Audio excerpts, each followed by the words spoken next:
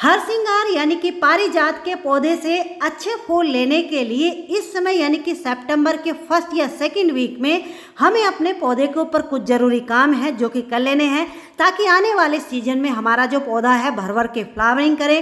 तो दोस्तों, आज की जो वीडियो है पारिजात के पौधे के बारे में पूरी इन्फॉर्मेशन आप लोगों को मैं देने वाली हूँ।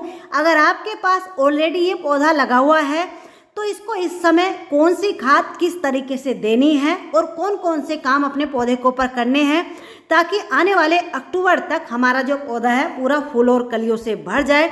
दूसरी बात, अगर अभी तक आपने ये पौधा नहीं लगाया है, आप इस पौधे को लगा रहे हैं, तो इसके लिए किस तरीके से मिट्टी बनानी है, कितने बड़े पॉट में इसको रिपोर्ट करना है, पूरी इन्फॉर्मेशन यानी कि डिटेल में वीडियो होने वाली है। चलिए वीडियो को शुरू करते हैं।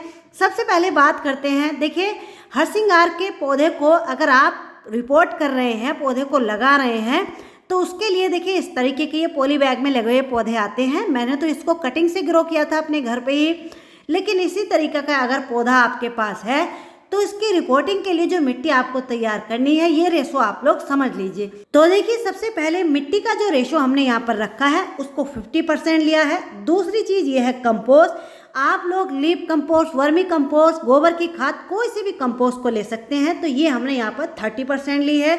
तीसरी चीज ये है राइस हस्क यानी कि चावल का छिलका। चावल का जो छिलका होता है, एक तो ये मिट्टी में पड़ा रहेगा तो धीरे धीरे डिकम्पोस्ट होता रहेगा, यानी कि ये खाद ही बन जाता है। दूसरी बात, ये जितने भी खुशबू वाले पौधे होते हैं इन सभी को एसिडिक सोइल पसंद होती है, तो इसको हम मिला लेते हैं तो ये मिट्टी के पीएच लेवल को बैलेंस बना करके रखती है। दूसरी बात, पॉट यानी कि गमलों में जब पौधे को लगाते हैं तो उसका ड्रेनेज सिस्टम बहुत अच्छा रहता है, यानी कि पौधों में मिट्टी में पानी भरा हुआ नहीं रहता है, मिट्टी बहुत वेल ड्रेन बन करके तैयार होती है और मिट्टी हल्की भी रहती है। चौथी चीज, लगभग 10% हमने यहाँ पर रिवर सैंड ली है। और देखिए ये जो आप लोग देख रहे हैं यहाँ पर एक मुट्ठी है ये नीम खली। दूसरी चीज और हम यहाँ पर लेंगे, ये है देखिए जो घर में चाय पत्ती वेस्ट हो जाती है उसको मैं धो करके रख लेती हूँ, तो ये एक मुट्ठी यहाँ पर मैंने ली है। अगर ये आपके पास नहीं है तो कोई बात नहीं, इसको स्किप कर दीजिए। 1 चम्मच फंगीसाइड पाउडर हो तो उसको भी मिला लीजिए, ताकि मिट्टी में या पौधे में किसी भी तरह की कोई फंगस हो वो पौधे में ना रहे। इन सारी चीजों को अच्छे से मिक्स करके मिट्टी को बनाने के बाद अब बारी आती है कि हरसिंगार के पौधे को हमें कितने बड़े पॉट में लगाना चाहिए। अगर जमीन में आप लोग लगा रहे हैं तो कोई बात नहीं है, लेकिन अगर गमले में आप पौधे को लगा रहे हैं तो देखिए हरसिंगार का जो पौधा होता है ये बहुत तेजी से ग्रोथ करता है, इसलिए हमेशा आप कम से कम 10 से 12 इंच के पॉट में इस पौधे को लगाइए। यानी कि जब नर्सरी से 4 से 5 इंच के पॉली बैग में लगे हुए ये पौधे आते हैं तो इतने बड़े पौधे को कम से कम 10 से 12 इंच के पॉट में लगाइए। दूसरी बात, हरसिंगार के पौधे को इस समय रिपोर्ट करते हुए एक बात और आपको ध्यान रखनी है, जिस भी पॉली बैग में या पॉट में आपका पौधा लगा हुआ है उसको थोड़ा आराम से निकालिए, यानी कि इसकी जड़ों को इस समय बिल्कुल भी डिस्टर्ब नहीं करना है। नीचे से 10 से 20% जड़ों को यानी कि मिट्टी को हटा दीजिए, क्योंकि इसके फ्लावरिंग का टाइम अब आने वाला है। अगर इसको आप बिना डिस्टर्ब किए इस तरीके से रिपोर्ट कर देते हैं तो आने वाले अक्टूबर के महीने में आपका पौधा फ्लावरिंग पर आ जाएगा, यानी कि फूल देने लगेगा। इसलिए इस बात का ध्यान रखना है। रिपोर्टिंग के बाद जो पहला पानी हमने पौधे को देना है, उस पानी में अगर आपने मिट्टी में नहीं मिलाया है तो पानी में 1 चम्मच फंगीसाइड पाउडर को मिला लीजिए। अगर मिट्टी में मिला दिया है तो फिर कोई बात नहीं है। दूसरी चीज़ ये है, देखिए एप्सम सोल्ट। एप्सम सोल्ट जो होता है, जैसे इस समय हमने अपने पौधे को रिपोर्ट किया है तो ये पौधे को रिपोर्टिंग के शौक में जाने से बचाता है, पत्तियों को लस ग्रीन बनाता है। दूसरी बात, ये पौधों की जड़ों को इतनी तेजी से विकसित कराता है, डेवलप कराता है कि पौधे की जो ग्रोथ है, जैसे नॉर्मली पौधे की ग्रोथ होती है, इसको डालने से पौधे की ग्रोथ 20 गुना और बढ़ जाती है। तो देखिए पहला पानी जो हमें पौधे में देना है वो अच्छे से भर करके देना है। इतना देना है पॉट के नीचे से ड्रेनेज होल से पानी निकल जाना चाहिए, ताकि हमें पता लग जाए कि पौधे की जो मिट्टी है पूरे अच्छे तरीके से गीली हो गई है। दूसरा पानी आपको तभी देना है जब पौधे के ऊपर से 1.5 से 2 इंच की मिट्टी की लेयर सूख जाए। तो देखिए रिपोर्टिंग से 4 से 5 दिन बाद की ये अपडेट है। मेरे पौधे में नई नई कलियां बनना शुरू हो गई हैं। तो दोस्तों ये तो थी पौधे की रिपोर्टिंग की बात। अगर आपने अभी तक पौधा नहीं लगाया है, पौधे को आप लगाना चाह रहे हैं, तो इस तरीके से मिट्टी बना करके इतने बड़े पॉट में आप पौधे को लगा दीजिए। अब बात करते हैं, ऑलरेडी आपके पास 1 से 1.5 या 2 साल पुराना पौधा है और उसको फ्लावरिंग के लिए किस तरीके से तैयार करना है। तो देखिए ये जो पौधा आप लोग मेरा देख रहे हैं, ये 12 इंच के एक मिट्टी के पॉट में लगा हुआ है। इसकी जड़ें आप लोग देखिए किस तरीके से ऊपर आ गई हैं। ये लगभग 4 साल पुराना मेरा पौधा है। इसकी स्टेम से आप लोग अंदाज़ा लगा लीजिए। इस पौधे को अगस्त के महीने में रिपोर्ट करके, यानी कि इसकी रूट प्रूनिंग करके आप लोगों के साथ मैंने शेयर भी किया है। और आप लोग देखिए 2 महीने में ही इसकी जो जड़ें हैं ऊपर किस तरीके से आ गई हैं। पौधा कितने अच्छे से ग्रोथ कर रहा है। अभी इसके ऊपर देखिए कलियां नहीं बन रही हैं, कोई कोई कली बनना शुरू हो गई है, लेकिन हमें 1-2 कली से काम नहीं चलेगा। पौधे को अच्छे से फ्लावरिंग पर लाना है, तो उसके लिए सबसे पहला काम हमें क्या करना है, तो देखिए जैसे कि आप लोग सामने देख रहे हैं, मेरे पौधे के ऊपर कलियां बनना शुरू हो गई हैं। लेकिन ये जो कलियां हैं 1-2 ब्रांच पर ही निकल रही है, तो हमें 1-2 कली से तो काम चलाना नहीं है। हमें अपने पौधे को पूरे तरीके से फूलों से भरा हुआ देखना है। उसके लिए देखिए हमें क्या करना है, देखिए जैसे ये लंबी सी ब्रांच आप लोग देख रहे हैं, इस ब्रांच को यहाँ से टिप वाले हिस्से से इस तरीके से पिंच कर देना है। इसको पिंचिंग बोलते हैं, इसको प्रूनिंग नहीं बोलते, या फिर आप सॉफ्ट प्रूनिंग इसको बोल लीजिए। यानी कि यहाँ पर कहने का या समझाने का मतलब ये है कि इस समय हर श्रृंगार के पौधे की हार्ड प्रूनिंग या फिर कटाई छटाई बिल्कुल भी नहीं करनी है। जो भी आपको लगता हो कि आपके पौधे की जो ब्रांच है वो लंबी लंबी सी जा रही है, या जितनी भी छोटी ब्रांचें हैं, उन ब्रांचों को जिस तरीके से मैंने बताया है टिप वाले हिस्से से अपने हाथों से या कैंची से ही पिंच कर दीजिए। अब पिंचिंग करने का फ़ायदा हमें ये होगा, देखिए जहाँ से हमने इस ब्रांच को कट किया है, इसकी साइडों से 2 नई ब्रांचें निकल रही हैं।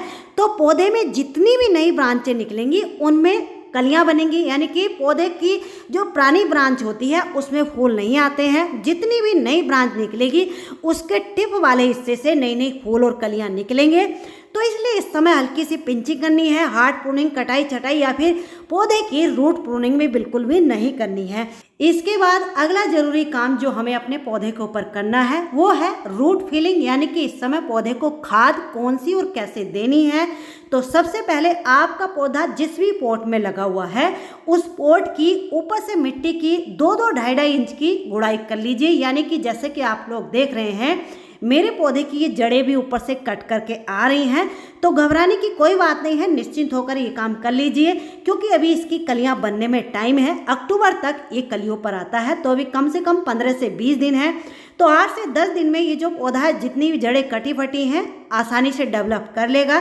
तो इस बात में घबराने की कोई बात नहीं है।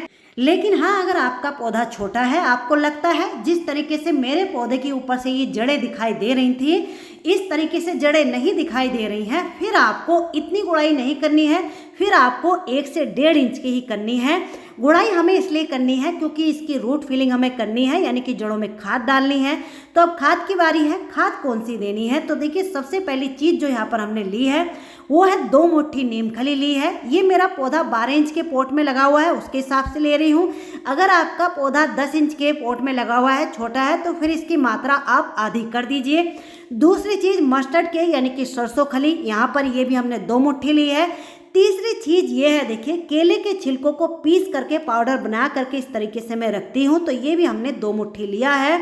अब देखिए कुछ लोग यहाँ पर ये कहेंगे कि इन सूखे हुए केले के छिलकों को ऐसे ही इसकी मिट्टी में हम दबा दें। तो देखिए इस समय इन छिलकों को इस तरीके से इसकी मिट्टी में नहीं दबाना है। कोई और सीजन होता तब तो सूखे हुए छिलके या फिर कच्चे छिलके भी हम मिट्टी में दबा देते, तो तब पौधे के ऊपर कोई असर नहीं होता। लेकिन इस समय इस तरीके से हम नहीं दबाएंगे। इसके 2 रीजन है। पहला, एक तो बरसात का मौसम चल रहा है, बीच बीच में बारिश होती रहती है, तो इससे फंगस लगने के चांस रहेंगे। दूसरी बात, देखिए ये जो केले के छिलके हैं डिकम्पोस्ट होने में थोड़ा टाइम ले लेते हैं, तो इतने ये फ्लावरिंग पर आएगा, तो इसलिए ये लेट हो जाएगा। तो इसलिए या तो इनको आप लोग पाउडर बना करके, आपके पास सूखे हुए केले के छिलके हैं तब डाल दीजिए, या फिर आप इनको 1 रात के लिए पानी में भिगो करके वीक में 1 बार पौधे को देते रहिए, तब पौधे के ऊपर असर होगा।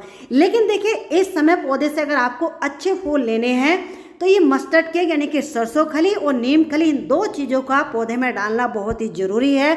अगर केले के छिलके सूखे हुए या कच्चे आपके पास नहीं है तो उसको आप लोग भिगो करके हफ्ते में 1 बार पौधे को डाल सकते हैं, लेकिन इन 2 चीज़ों को पौधे में गुड़ाई करके देखिए इस तरीके से साइडों से ज़रूर डाल दीजिए।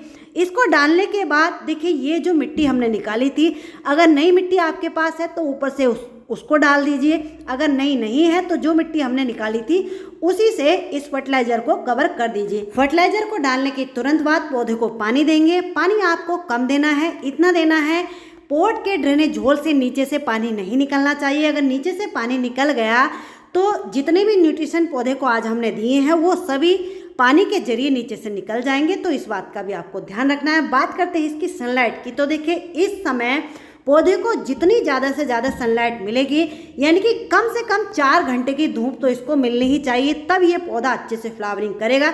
अगर आपके यहाँ धूप अच्छे से नहीं आती है फिर ये फूल नहीं देगा। ग्रोथ तो अच्छे से करता रहेगा लेकिन फ्लावरिंग पर नहीं आएगा। तो चलिए दोस्तों, आगे इस पौधे की अपडेट आप लोगों के साथ मैं शेयर करती रहूँगी कि जैसे आज जो मेन काम था वो हमने कर दिया है। नेक्स्ट 8 दिन बाद फिर इस पौधे को हमें लिक्विड बना करके पौधों की जड़ों में डालना है, ताकि पौधे में जो कलियां निकल करके आए वो हेल्दी और पीली होकर के ना गिरे।